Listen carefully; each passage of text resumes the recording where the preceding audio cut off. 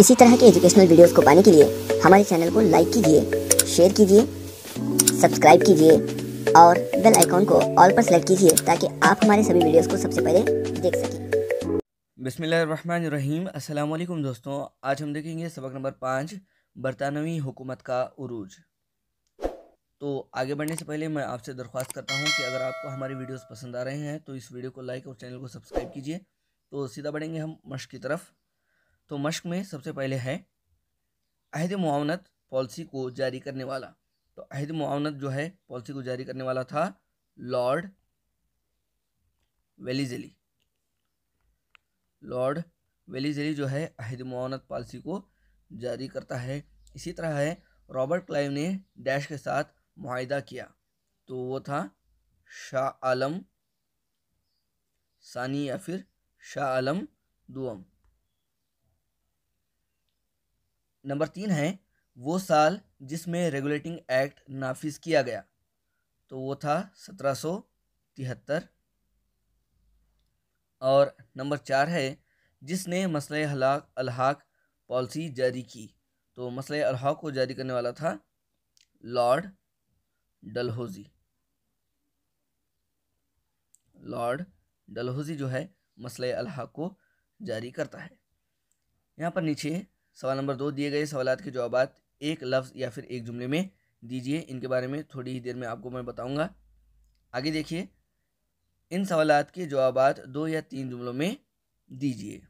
तो यहाँ पर दिया गया है कि सवाल नंबर 1, अंग्रेज़ों ने किस तरह दीवानी हक हासिल किया और इसके नताइज क्या थे। तो आप इसके मुताल्लिक लिखेंगे,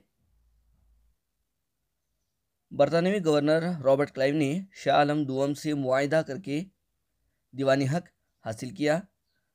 अगर हम इसके नताइज के बारे में देखेंगे तो यहाँ पर आप देख सकते हैं, दीवानी हक के ज़रिए ईस्ट इंडिया कंपनी ने बंगाल में सरकारी खुद मुख्तारी हासिल कर ली। ये तो है पॉइंट नंबर 1।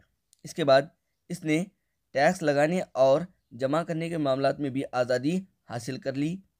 इसके साथ है इसके नतीजे में बंगाल को शदीद माशी इस्तेहसाल का सामना करना पड़ा और उसी के साथ है कंपनी ने टैक्स की मदद से करोड़ों रुपये जमा किए और अपनी तिजोरियां भर लीं। तो इस तरह से जो है आप इसके मुताल्लिक लिख सकते हैं। इसके बाद है सवाल नंबर 2, अहद मुआवनत के नताइज बतलाइए। तो अहद मुआवनत के नताइज हम यहाँ पर देख सकते हैं। एक तो है फ़ौजी खर्च के भारी बोझ ने हिंदुस्तानी रियासतों को माशी तौर पर कमज़ोर कर दिया। अंग्रेज़ों ने कई इलाकों को अपने कब्ज़े में कर लिया। जो बादशाह इस मुआहिदे को तस्लीम कर लिए वो बिलावास्ता अंग्रेज़ों के मातहत हो गए। और आखिर में है इस मुआहिदे को तस्लीम करने वाली रियासतों ने अपनी खुद मुख्तारी खो दी। तो इस तरह से जो है आप इसके जवाबात लिख सकते हैं। और सवाल नंबर 3 यहाँ पर मौजूद है, मसले अलहाक पॉलिसी गैर मुनसिफाना थी क्यों। तो यहाँ पर हम लिख सकते हैं कि मसले अलहाक पॉलिसी गैर मुनसिफाना थी क्योंकि ज़माने कदीम से अगर बादशाहों की औलाद ना होती तो वो औलाद गोद लेते थे, लेकिन ये पॉलिसी गोद लेने के अमल के ख़िलाफ़ थी। तो इस तरह से जो है आप इसे मुकम्मल कर सकते हैं। और जो बच्चे हैं यहाँ पे 3 सवाल बक्सर जंग के किस किस के दरमियान हुई, दीवानी हक किसे कहते हैं और रंजीत सिंह कौन था, इसके सवाल के जवाब मैं ऑलरेडी हल कर चुका हूँ। वो वीडियो मैं आपको यहाँ पर आई बटन पे दे दूँगा, तो आप वहाँ से इसे जाकर देख सकते हैं। इंशाल्लाह मैं उम्मीद करता हूँ कि वीडियो आपको पसंद आया होगा। अगर पसंद आया है तो वीडियो को लाइक और चैनल को सब्सक्राइब कीजिए। फिर मिलेंगे अगली वीडियो में, तब तक के लिए अल्लाह हाफिज़।